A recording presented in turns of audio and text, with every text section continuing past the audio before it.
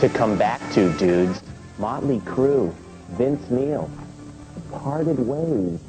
4 days ago, there was a meeting. At rehearsal, Vince Neil came in and said, guys, I don't think I want to be in the Crue anymore. And the Crue said, guys, I don't think we want you in the band anymore. This is deep. Now, let me tell you a little bit about what happened.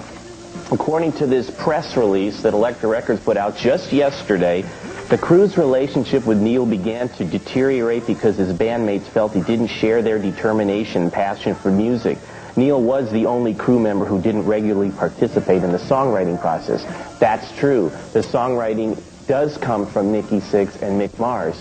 And as of late, Vince Neil's been falling off the wagon, as it were. This is a sober band. This is something that Nikki believed in, and that has taken away from his studio seriousness. They've been rehearsing the new material for a record which is coming out in '93 with Bob Rock as producer, and because there's been this lack of energy, things are just falling apart, and as of yesterday, it's over. Vince Neil has to find a new gig. As far as Motley Crue goes, remember Van Halen? What happened when Roth left? Sammy Hagar. What happened to Black Sabbath when Ozzy left? What happened with AC/DC when Bon Scott passed away? The great bands go on. They are auditioning new singers. He's going to be young, he's going to be arrogant, and the Crue will live. Trust me. In rock, we've got singer Vince Neil on the phone, ready to talk about being kicked out of Motley Crue. As you may recall, Motley Crue announced last week that it had parted company with its lead singer Vince Neil after 11 years and 6 albums together. The reason the band gave for this unexpected split was that, quote, race car driving has become a priority in Neil's life, and that because of this, the rest of the group felt that Neil, quote, did not share their determination and passion for music. Once upon a time, the members of Motley Crue felt somewhat different about each other, as they made clear in an interview we did with them back in May of 1990. And talk about 4 opposite type of people. You know, you couldn't plan for more different type of people. And it's hilarious, you know, 10 years later, we're like this. I couldn't even imagine playing with somebody else. You know, I'd rather just call it quits. If the day ever comes we stop making albums, you know, you'll be able to, like, run into us all in the corner somewhere when we're 90 and we'll all still be hanging out together. Mick will be 95. But Vince Neil's sudden parting of the ways with his Motley Crue bandmate leaves Elektra Records, the group's label, with an interesting situation on its hands, having, as it did, recently re-signed Motley Crue to a multi-album recording deal rumored to be worth as much as $35 million. To find out what Neil's departure means to this deal and what the real reasons behind the breakup are, we've got Vince Neil on the telephone right now. Let's see what he has to say. Are you there, Vince? Yeah, sure. Hey, Kurt. Is this pretty much true what they're saying, that you just developed a sudden passion for auto racing and lost it for music, or what's really going on there? Yeah, no, that's absolutely wrong. You know, I've been involved in racing for like the last 7 years, and it's been a hobby of mine. And just like, you know, everybody has hobbies, but you know, I did not leave Motley Crue. I was fired, and you know, music has always been the #1 thing in my life, and that's all there's ever been. Was this a sudden thing, this firing, or was it something that's sort of long time brewing?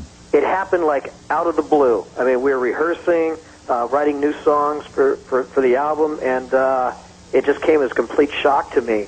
You know, the one thing is that I really didn't like the way the music was heading into. And so, you know, maybe I didn't have the enthusiasm for the new music, but, you know, I don't think it was a reason to be fired over it. Anytime I wanted to say something about the music, I was always just shut down right away, and you know, I guess they just thought that it was time to go on and look for a new singer. What is this? This seems like it would mean something pretty serious for this record deal you just, this re-signing you just did with Elektra. Is it going to queer that whole deal, or what do you think? Yeah, you know what? I really don't know. I really have no idea. I know that Motley Crue will go on. As I've heard it now, they're auditioning new singers, and so I don't know where it is legally, but contractually, I think that if they just go on as Motley Crue, they'll still be Elektra will still honor the contract, but I really don't know. What are you going to do yourself? Have you planned that yet? Yeah, actually, I'm really jazzed about starting a solo career, and all my buddies from all kinds of other bands, you know, are like, hey, dude, man, you know, want to play on your record, and it's just great. I think. You know, I think things happen for a reason, and I think just this might be just like the best thing right now for for both of us. I feel really sorry, really sad for the fans because I mean, Motley Crue, I think was one of the greatest bands there ever was, and it's really sad to not be part of it anymore. But it really wasn't my decision. Okay. Well, you say they were doing the kind of music you sort of didn't like. But they're not trying to do a Paul Abdul record or anything. Well, like that, right? It was getting close. Really? Let's put it that way. Something to look forward to. Okay. Thanks for joining us here and explaining that, and we'll talk to you soon. Okay. Thanks a lot. Thanks. Bye-bye. Bye-bye. Crue about Vince Neil's departure from the band, but so far all interview requests have been denied. Who?